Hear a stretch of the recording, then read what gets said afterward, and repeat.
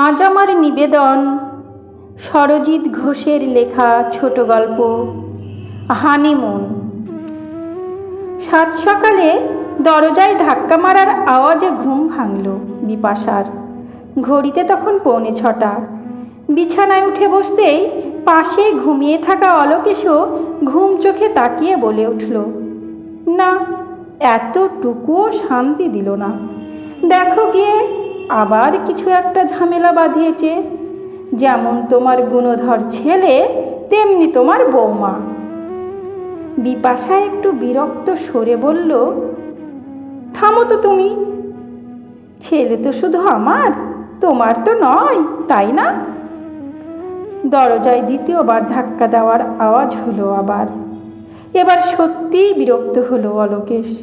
বলল, চলো তো দেখি, রোজ রোজ এসব ভালো লাগে আর? অলোকেশ দরজা খুলে বাইরে আসে, পিছনে বিপাশা। অলোকেশ আর বিপাশাকে একসাথে দেখেই তানিয়া বলে উঠল, ও ভালোই হলো, আপনারা দুজনেই যখন উঠে এসেছেন, কথাটা তাহলে বলি। আমার পক্ষে আর সম্ভব নয় এ বাড়িতে থাকা। আমি আজই বাপের বাড়ি চলে যাব। আমি ডিভোর্স চাই। বিপাশা সামনে এগিয়ে এসে বলে উঠল, ডিভোর্স? এসব কি বলছো তুমি?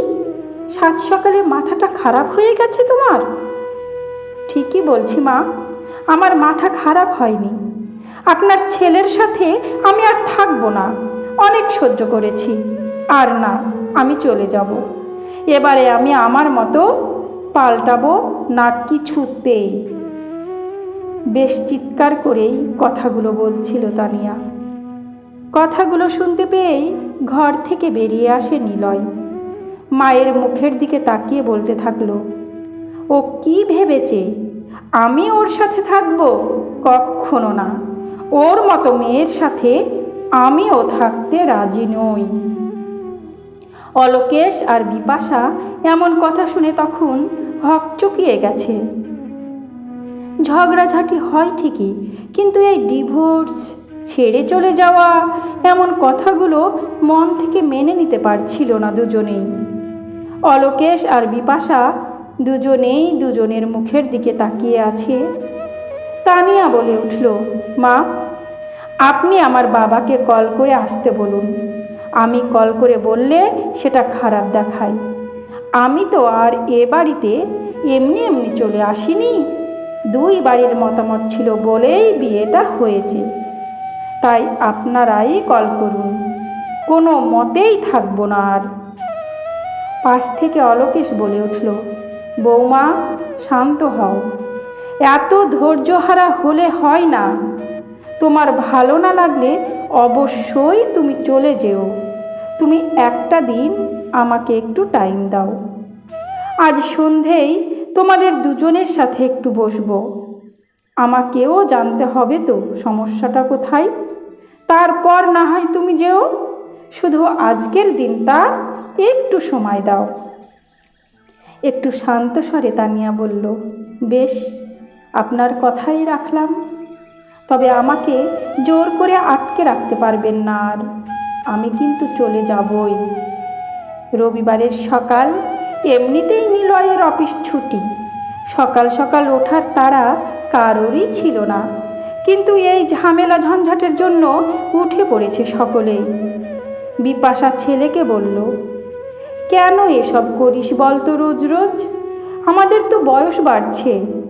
ভালো করেই জানিস তোর বাবার হার্টের অসুখ আছে। এসব নেওয়ার মতো ক্ষমতা এই বয়সে আমাদের নেই। ঠিক আছে, তুই তোর ঘরে যা। যা হবে আজ সন্ধেবেলায় দেখা যাবে। আর বৌমা, তুমিও মাথা ঠান্ডা রেখে চলো। অলোকেশ আর বিপাশার একমাত্র ছেলে নিলয়। 1.5 বছর হলো ছেলের বিয়ে হয়েছে। বিয়েটা প্রেম করে। তানিয়ার সাথে 7 বছরের প্রেম। বলতে গেলে 8.5 বছরের সম্পর্ক। তানিয়ার সাথে নিলয়ের পরিচয়টা হয়েছিল সোশ্যাল নেটওয়ার্কেই। সব কিছু ভালোই চলছিল। বিয়ের 1 বছর পর্যন্ত ঠিকই ছিল। এই মাস সাতেক হলো অশান্তি শুরু হয়েছে দুজনের। কথা কাটাকাটি একটু আধটু হতে হতে এই মাসখানেক যাবৎ চরম পর্যায়ে গিয়ে পৌঁছালো। অথচ কে বলবে কে নিবিড় প্রেম ছিল ওদের মধ্যে? সেদিন সন্ধ্যায় অলোকেশ নিজের ঘরে ডেকে পাঠালো নিলয় আর তানিয়াকে। চেয়ার দুটো টেনে নিয়ে বসতে বলে অলোকেশ বলল, কিছু কথা আছে তোমাদের সাথে, তবে সে কথা আমি বলবো না, তোমার মা বলবে। নিলয় আর তানিয়া দুজনেই চুপ করে আছে। বিপাশা দুজনের দিকে তাকিয়ে বলে উঠল, তোমরা দুজনেই যে ডিসিশনটা নিয়েছো একেবারেই ঠিকঠাক। আমার মনে হয় তোমাদের ডিভোর্স হয়ে আলাদা থাকাটাই ভালো। রোজ রোজ এত ঝামেলা দুজন দুজনের যেভাবে ভুল ত্রুটি তুলে ধরছ, এতে কোনো সম্পর্কই টিকে থাকতে পারে না। ডিভোর্সের জন্য যা যা করণীয় আইনিভাবে তোমরা সে পথে এগোও।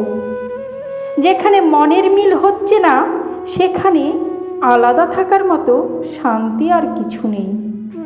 তবে আমাদের একটা শর্ত আছে। তানিয়া অবাক হয়ে জিজ্ঞেস করে, শর্ত? কিসের শর্ত মা? হ্যাঁ শর্ত, 20 দিনের জন্য আমরা বাড়িতে থাকবো না। একটা জরুরি কাজে আমাদের যেতে হবেই। কোথায় যাচ্ছি সেটা 20 দিন পরেই জানতে পারবে। এই 20 দিন আমাদের মোবাইল সুইচ অফ থাকবে, কল করলেও পাবে না। আমরা বাড়ি ফিরে আসার পর তোমরা আইনিভাবে ডিভোর্সের জন্য এগোবে। এই 20 দিন তোমরা এই বাড়িতেই থাকবে। অবশ্যই দুজনে আলাদা থাকবে, কেউ কারো সাথেই কথা বলবে না। যে যার মতো করে রান্না করবে, যে যার মতো করে খাবে। আর দুজনকে এই 20টা করে চিরকুট দিয়ে যাচ্ছি। 20টা চিরকুটে একে অপরের দোষ গুণ প্রতিদিন যা দেখবে সেটাই লিখে এই বাক্সে ফেলে রাখবে। তোমাদের সব সমস্যার কথা শুনতে পারতাম, কিন্তু শোনার মতো মানসিকতা আমাদের এখন আর নেই। কাজেই এই 20 দিনে একে অপরকে নিয়ে যা লিখবে ওতেই আমরা বুঝে নিতে পারবো। আমরা যেহেতু তোমাদের প্রস্তাব মেনে নিয়েছি, আশা করি আমাদের এই ছোট্ট দাবিটা মেনে নিতে তোমাদেরও অসুবিধা হবে না। পরের দিন খুব সকালেই অলোকেশ আর বিপাশা ব্যাগপত্র গুছিয়ে নিয়ে বেরিয়ে গেল। কোথায় গেল, কেন গেল সে কথা কিছুই বলে গেল না। যাওয়ার আগে দুজনকেই বলে গেল সাবধানে থাকতে। 20 দিন পরের ঘটনা। ঠিক 20 দিন পর সাত সকালে হাজির অলোকেশ আর বিপাশা।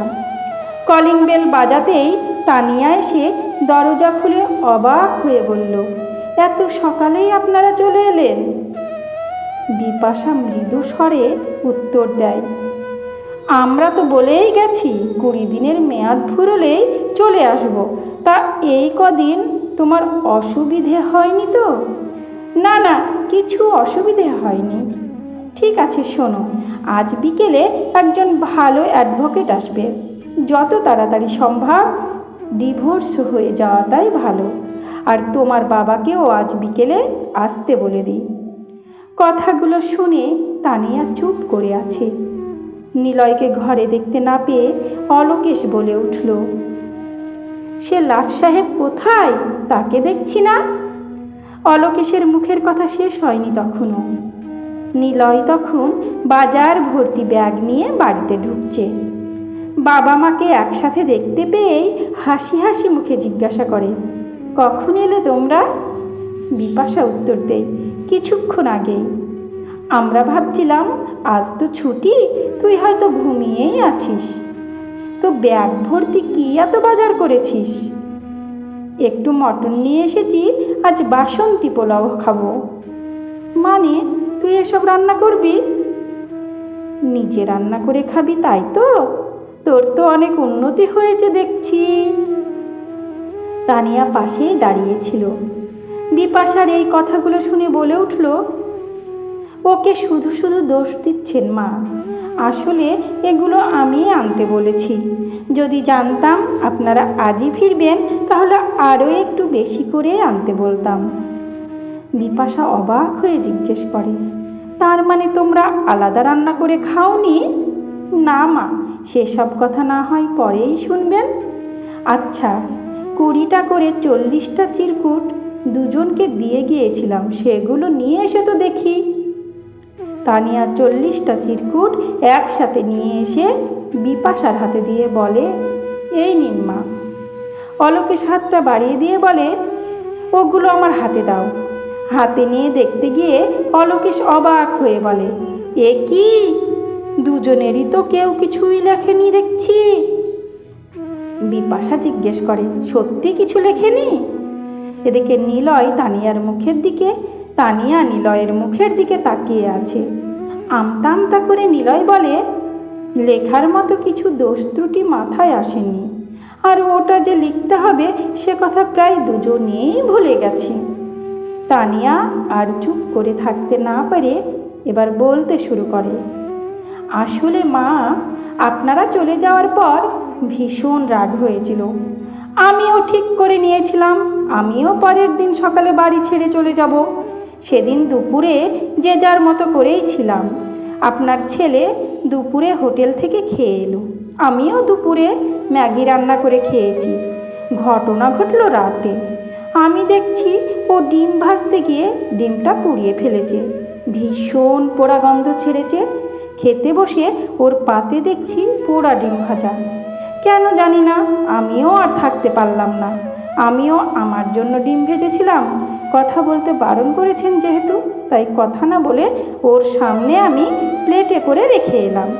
দেখলাম ও খেয়ে নিল। কিছুক্ষণ পরে দেখি ও একটা গরম রসগোল্লা আমার কাছে দিয়ে গেল। তবুও আমরা কথা বলিনি। পরের দিন সকাল থেকে আমার জ্বর। ও অফিস বেরোতে গিয়ে আমি বিছানা থেকে উঠিনি দেখে আমার কাছে এসে বলল, আমি বেরোচ্ছি। আমার সাড়া না পেয়ে আমার গায়ে হাত ঠেকিয়ে বলে উঠল, এ কি, এ তো সাংঘাতিক জ্বর। দেখলাম ও আর অফিস গেল না, ফোন করে জানিয়ে দিল যেতে পারবে না আজ।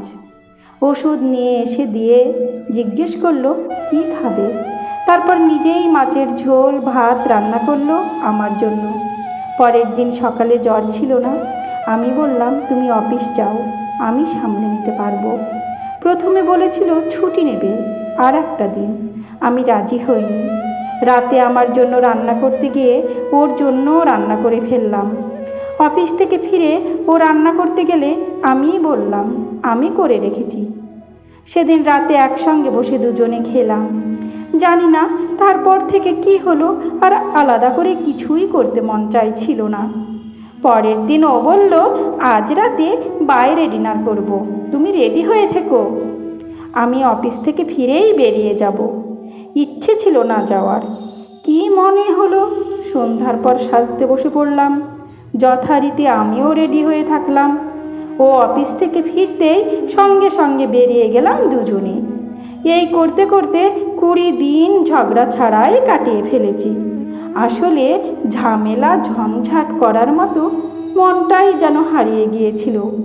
আর এসবের মধ্যেই 20টা দিন কিভাবে কাটিয়ে ফেলেছি জানি না। চিরকুটে লিখব বলে যখন মনে পড়েছে তখন হয়তো অনেক রাত ভেবেছি কাল লিখব, আর লেখা হয়ে ওঠেনি। বিপাশা বলল, সে ঠিক আছে, নিজেদের মতো করে কাটিয়ে নিয়েছো, এবার তো ডিভোর্সের কথাটা ভাবতে হবে। নিলয় বলল, না মা, আর দরকার নেই। ডিভোর্স আমি অন্তত দিতে পারবো না। তানিয়াকে ছাড়া আমি কিছুতেই থাকতে পারবো না। বিপাশা তানিয়ার দিকে তাকিয়ে বলে, দুই মনের বন্ধনে সম্পর্ক থাকে, আর এক মন যদি না চায়। তানিয়া সঙ্গে সঙ্গে বলে ওঠে, আমি ডিভোর্স চাই না মা, আমি ভুল বুঝতে পেরেছি। এই 20টা দিন আমার কাছে খুব দরকার ছিল। নিজেকে জানতে পেরেছি, বুঝতে পেরেছি অনেকটা। এই 20 দিন আপনারা ছেড়ে না গেলে আমরা হয়তো একে অপরকে চিনতেও পারতাম না ভালো করে। বিপাশা কথাগুলো শুনে মনে মনে হাসছে তখন। নিলয় আর তানিয়াকে কাছে বসিয়ে বিপাশা বলতে লাগলো, এটাই তোমাদের আসল হানিমুন। বিয়ের পর বিদেশে গিয়ে 5 দিন একসাথে থেকে ফটোশ্যুট করে ফেসবুকে গোটা কতেক ফটো পোস্ট করে আর দামি হোটেলে যে কাটিয়ে এসেছিলে, ওটা তোমাদের হানিমুন ছিল না, জাস্ট স্ট্যাটাস মেনটেন হয়েছিল। আশা করি নিজেরা নিজেদেরকে অনেক কাছে পেয়েছো, একে অপরের সুবিধা অসুবিধা বুঝতে পেরেছো। এত ঝগড়া ঝামেলা, তারপরেও এতগুলো দিন নিজেদের মতো করে কাটিয়ে ফেললে। কি ভাবছো ভালোবাসা নেই? ভালোবাসার থেকেও সব থেকে বেশি যা আছে তা হলো মায়া, আর আছে ভরসা। বৌমা শোনো, একটা কথা তোমাকে বলি, প্রেম করে 7 বছর টিকে থাকা, বিয়ে করে সারা জীবন একসাথে থাকা, দুটো আসমান জমিন ফারাক। প্রেম হলো দূরে থেকে সর্ষে ক্ষেতকে দেখা, বিয়ে হলো ক্ষেতের মধ্যে এসে পড়া। তুমি এক পরিবেশে ছিলে, দুম করে আর একটা পরিবেশে এলে। সময় লাগে নিজেকে অ্যাডজাস্ট করতে, অত তাড়াতাড়ি সব কিছু সম্ভব নয়। ভালোবেসে ভালোবাসার মানুষটার সব কিছু ভালো দেখবে যখন তুমি প্রেমের জালে ছিলে। বিয়ে করে একসঙ্গে থাকতে গিয়ে তার অনেক মন্দও চোখে পড়বে, মন্দটাকেও নিতে হবে। এই তো দেখো না, হাতের আঙ্গুলে নখ বাড়লে কী করো তখন? পুরো আঙ্গুলটাকে কেটে দাও কি নখের বাড়তি অংশটাই কেটে দাও? এই তো তোমাদের মতো বুদ্ধিমান মেয়ে বাড়তি নখটাকেও রেখে দিয়েছো, তার উপর কেমন সুন্দর কালার দিয়ে নেল পালিশ লাগিয়েছো। অপ্রয়োজনীয়কে কেমন প্রয়োজনীয় বানিয়েছো বলো তো? জীবনটাকেও এইভাবেই সুন্দর করে নিতে হয়। মুখে ডিভোর্স বললেই হয় না, বিচ্ছেদে না গিয়েও দুজনের বোঝাপড়ায় সংসার সুন্দর হয়ে ওঠে। সেই জন্যই তো আজ বাসন্তী পোলাও আর মটন কষা হবে। যাই বলো বৌমা, এ স্বাদের ভাগ হবে না। আর দেরি না করে ঝটপট বানিয়ে ফেলো তো। নিলয়ের মুখে তখন প্রশান্তির হাসি। তানিয়াও হাসে, হাসতে হাসতেই জিজ্ঞেস করে, এবার একটা সত্যি কথা বলুন তো, আপনারাও কি হানিমুনে গিয়েছিলেন? সে কথা না হয় বাসন্তী পোলাও খেতে খেতেই শুনবে। বাজারের ব্যাগটা হাতে নিয়ে তানিয়া কিচেনের দিকে এগোতে থাকে, পিছনে নিলয়। বিপাশা আর অলোকেশ তখন হাসছে। অলোকেশ হাসতে হাসতে বিপাশার কানে কানে বলে ওঠে, গিন্নি, প্ল্যানটা কেমন ছিল? আমার কথা মিলল তো? বিপাশাও হেসে বলে, পুরো জমে ক্ষীর। গল্প হানিমুন, কলমে সরজিৎ ঘোষ, কণ্ঠে আমি রোজি।